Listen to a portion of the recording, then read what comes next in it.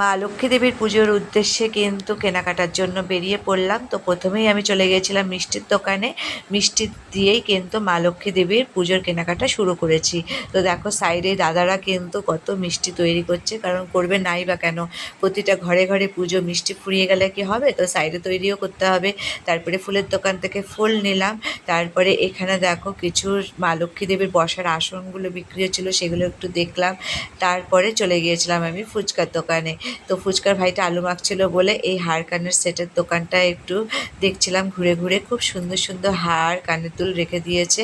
পুজোর আগে যদি দেখতাম এই গোলাপি সবুজ রঙের হার কানেরগুলো, তাহলে আমি নিশ্চয়ই নিতাম। ওই যে গোলাপি হার কানেরগুলো, এইগুলো আমার খুব ভালো লেগেছে। কিন্তু এখন তো মা লক্ষ্মী দেবীর পুজো, আর কিছু কেনাকাটা করব না।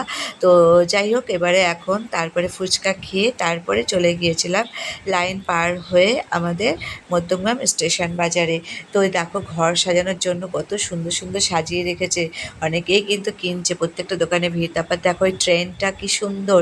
তারপরে বন্ধুরা, এই যে এই হাতে পাখার মতন, এগুলো কী গো এই দিদাটার হাতে, তোমরা কি জানো? অবশ্যই কমেন্ট করে জানিও জেনে থাকলে, আমি কিন্তু জানি না। তারপরে ফলের মার্কেট দশকর্মার দোকানে চলে গেলাম।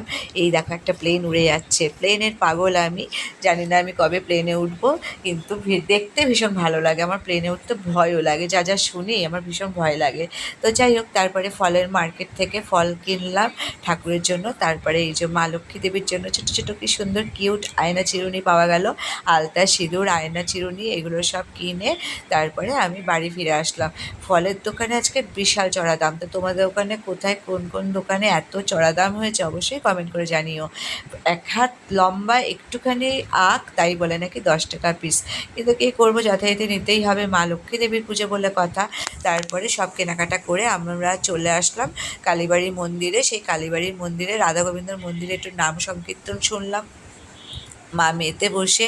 তারপরে কালীবাড়িতে সমস্ত মন্দিরে, যেখানে এখানে বাবা ভোলানাথের মন্দির, রামকৃষ্ণ মহাদেবের মন্দির, বড় ঠাকুরের মন্দির পুজো হচ্ছে, সব দেখলাম। মা কালীর আরতি হচ্ছিল, সেগুলো সব দেখে নমস্কার করে সবার মঙ্গল কামনা করে তারপরে প্রসাদ বিতরণ করা হলো। সেই প্রসাদ খেয়ে আমরা বাড়ি চলে আসলাম। বাড়ি আসার পথেও দেখি আর একটা মিষ্টির দোকানে খুব ভিড়, আবার মা লক্ষ্মীগুলো বিক্রি হচ্ছিল, খুব ভালো লাগছিল।